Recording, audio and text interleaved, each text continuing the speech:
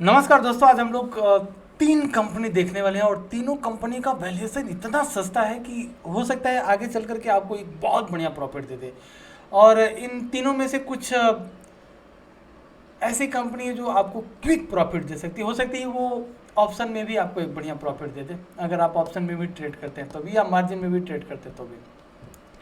तो तीनों कंपनियों को थोड़ा सा ध्यान से देखिएगा, तब आपको समझ में आएगा। अगर आप स्किप कर करके तीनों कंपनी देखने की कोशिश करें तो थोड़ा सा, मात्र ज़्यादा टाइम नहीं लूँगा, 4 से 5 मिनट लूँगा आपका। तो जो सबसे पहला स्टॉक है दोस्तों, वो स्टॉक आता है अपोलो टायर।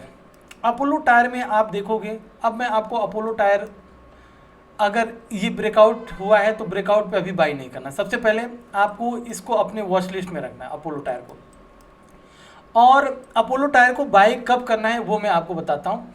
देखिए, यहाँ पर ब्रेकआउट हुआ है तो ब्रेकआउट पर जिनको बाई नहीं करना होगा वो लोग भी यहाँ पर बाई करेंगे। और ये जो वॉल्यूम बनी हुई है, या ये जो कंटिन्यूस यहाँ पर वॉल्यूम बन करके प्राइस जो ऊपर की साइड में भाग रहा है, तो होता क्या है दोस्तों, जब भी आप ब्रेकआउट पर किसी स्टॉक को बाई करते होंगे तो आप देखे होंगे कि एक आध हफ्ता वो धीरे धीरे नीचे आने लगता है और नीचे आकर के फिर वही स्टॉक ऊपर की साइड में भागता है।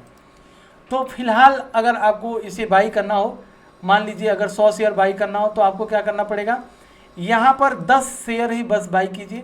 और खुदा न खास्ता अगर वो एक आध हफ्ता नीचे आता है या फिर से अपने 304 या 5 रुपये के भाव पर आता है, तब फिर से 70 शेयर को लगा दीजिए, ताकि 80-90 शेयर, मान लें 10 शेयर आप बाई करते, फिर 90 शेयर को आप बाई करके छोड़ दीजिए। और अपोलो टायर को हम लोगों को क्यों बाई करना चाहिए, इसका वैल्यूएशन हमको सबसे पहले मालूम होना चाहिए। तो अगर आपको वैल्यूएशन मालूम है तो क्या होता है कि हमें कॉन्फिडेंस आ जाता है कि नहीं, हम जो है हमें इसका फंडामेंटल पता है और वैल्यूएशन पता है, तो अगर हम इस कंपनी को होल्ड करके रखते हैं तो आगे चल करके हमें एक बढ़िया प्रॉफिट मिलेगा।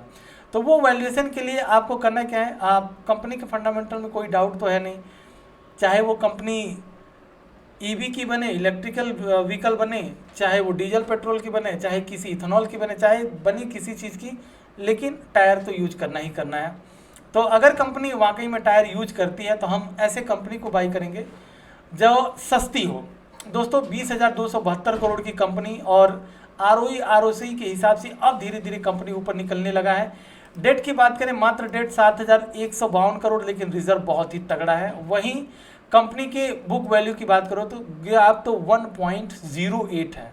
तो इस लिहाज से, और उसके बाद इन्वेस्टर वाले कॉलम पर आप देखेंगे तो एफआईस ने अपना स्टेक यहाँ पर बढ़ा दिया, डीआईस ने भी अपना स्टेक, दोनों के दोनों बढ़ा दिए हैं। अगर आप यहाँ पर ध्यान से देख पा रहे हो मुझे, तो एफआईस डीआईस के डेटा को अगर आप देखेंगे तो दोनों ये लेवल जो दिख रहा है, दोनों का दोनों बढ़ा हुआ है। तो इस तरह से ये कंपनी ऊपर की साइड में निकल रही। बाकी प्रॉफिट एंड लॉस में कंपनी कोई तोड़ ही नहीं है दोस्तों। अगर कंपनी के सीएजीआर को भी आप देखेंगे तो 5 साल में 6%, 3 साल में 24% और 1 साल में 52% तक का रिटर्न दे दिया है। अभी और ऊपर जाने के चांसेस है। तो पहली कंपनी तो हमारी हो गई अपोलो टायर। दूसरा ऑलरेडी मैंने बताया था, लेकिन फिर भी मैं आपको यहां पर बता रहा हूं, वो होगा टाटा स्टील। टाटा स्टील कल भी वीडियो पोस्ट किया था और आज भी मैं आपको बता रहा हूं कि टाटा स्टील अब इस रेजिस्टेंस के ऊपर निकल चुका है। तो जब इस रेजिस्टेंस के ऊपर निकल चुका है तो फ्रेंड्स होगा क्या कि अभी बहुत से लोग वेट कर रहे होंगे कि जब इसका ब्रेकआउट हो जाएगा, मतलब आप जितने भी टेक्निकल एनालिसिस से पूछेंगे तो वो लोग क्या बोलते हैं, वो बोलते हैं कि भाई जब तक इस रेजिस्टेंस को ब्रेक नहीं करता है, मतलब ये ट्रेंड लाइन है, ये होगा टाटा स्टील के लिए रेजिस्टेंस, तो जब ब्रेक कर देगा तब आप बाई करना। और जब यहाँ पर ब्रेक करेगा तब मैं ये कहता हूँ कि जब ये बड़ा कैंडल से ब्रेक करेगा तो आप प्रॉफिट बुक करके बाहर हो जाना। उसके बाद से फिर टाटा स्टील जब नीचे आ जाए तो फिर उसको बाई करना, फिर ऊपर जाएगा। लेकिन ओवरऑल टाटा स्टील क्या हमें अभी सस्ता है या महंगा है टाटा स्टील, तो टाटा स्टील को यहाँ पर हम लोग देख लेते हैं। टाटा स्टील, और इन्वेस्टर वाले कॉलम पर जाइए। इन्वेस्टर वाले कॉलम पर आप देखेंगे तो यहाँ पर आपको एफआईएस डीआईएस भरे पड़े हुए हैं, इसमें कोई डाउट है नहीं। कैमरा को थोड़ा सा मैं इधर कर लेता हूँ। आते हैं कंपनी के प्रॉफिट एंड लॉस स्टेटमेंट में। तो देखिए दोस्तों, कंपनी जो नेट प्रॉफिट हुआ है टाटा स्टील का, पिछले साल 8,190 था, अभी 41,749 करोड़ का हो चुका है। तो इस तरह से कंपनी, वहीं अगर आप CAGR देखेंगे तो 10 साल में 12, 5 साल में भी 12, लेकिन 3 साल में 41, अभी 1 साल में 1%। अगर टाटा स्टील 50% का CAGR के हिसाब से अगर दिखा देता है तो सोचिए टाटा स्टील में आगे चल करके आपको कितना बढ़िया प्रॉफिट होगा। वही 1,36,848 करोड़ की कंपनी, बुक वैल्यू मात्र 88 है, जो बुक वैल्यू के हिसाब से अभी कंपनी ज़्यादा भागी नहीं है।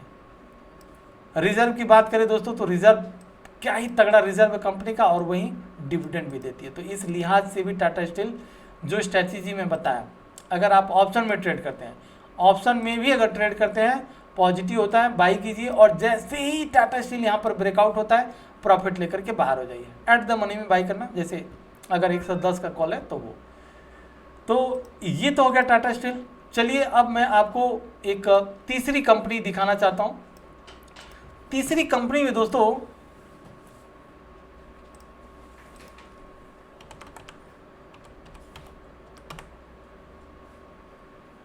इसका नाम है टाटा कंज्यूमर। टाटा कंज्यूमर, अगर आप जो लोग भी टेक्निकल एनालिसिस करते होंगे वो एक बार देख लेंगे तो उनके होश उड़ जाएंगे, बोले नहीं टाटा कंज्यूमर जो है, ठीक है, टाटा कंज्यूमर जो है बहुत महंगा हो चुका है, हम लोगों को यहाँ पर बाई नहीं करना चाहिए। लेकिन मेरे हिसाब से टाटा कंज्यूमर लॉन्ग टर्म के लिए अगर आपको स्टॉक बाई करना है, आज ही बाई कीजिए और धीरे से बैठे रहिए। क्यों बैठना है, आइए फंडामेंटल जब आप देखेंगे तब आपको कॉन्फिडेंस आएगा।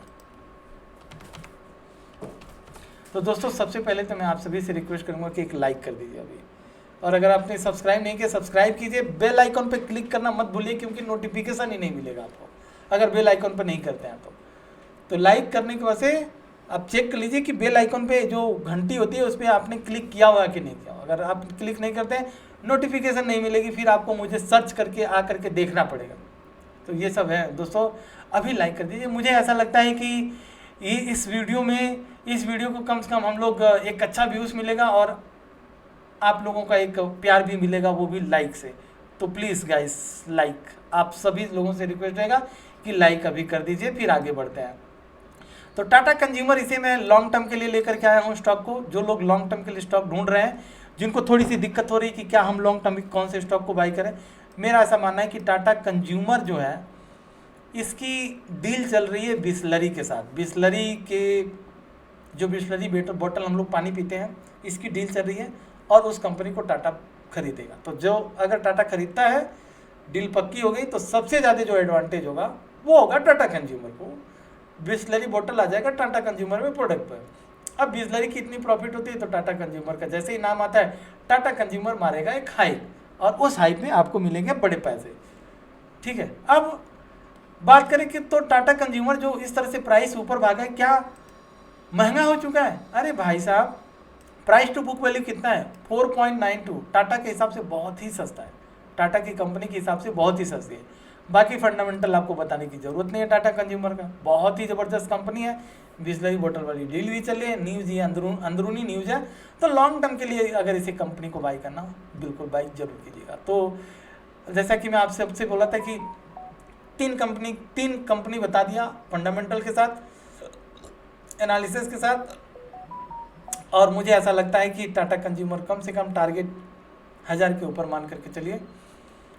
तो ओवरऑल ये तीनों कंपनी को आप जरूर देखिएगा और जो स्किप मत कीजिए प्लीज़ है ना। चलिए दोस्तों, अब इसी के साथ लेते हैं विदा, और वीडियो जरूर देखिएगा। आपको ऐसे ऐसे स्टॉक ऐसे ऐसे लेवल पे लेकर के आता हूँ जिस पर अगर आप अपना एनालिसिस करके लेते हैं तो फिर मज़ा आ जाएगा।